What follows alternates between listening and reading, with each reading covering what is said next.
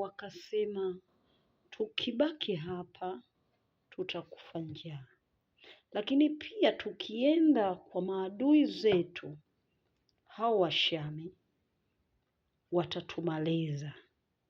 Lakini walipotambua waliye naye ya kwamba ndiye atakayewapigania, atawashindia, nao watanyamaza kimya, wakachukua maamuzi ya kwenda kupigana na hao Washami.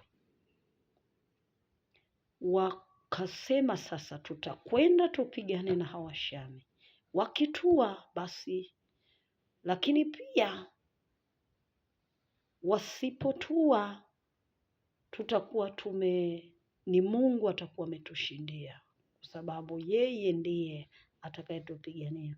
Wakachukua maamuzi ya kwenda na Mungu naye alipoona maamuzi yao wakoma, ndipo akaimarisha vishindo vyao, akaimarisha vishindo vya wakoma. Wale Washami waliposikia wakoma wakija, walisikia sauti kama vishindo vya magari.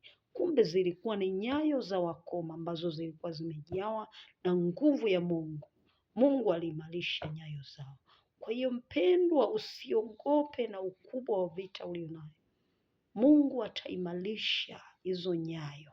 Maadui zako watakaposikia zile nyayo watakimbia, hawatakaa mahali pale, kwa sababu Mungu, ile nguvu ya utisho wa Mungu itakuwa ni kubwa.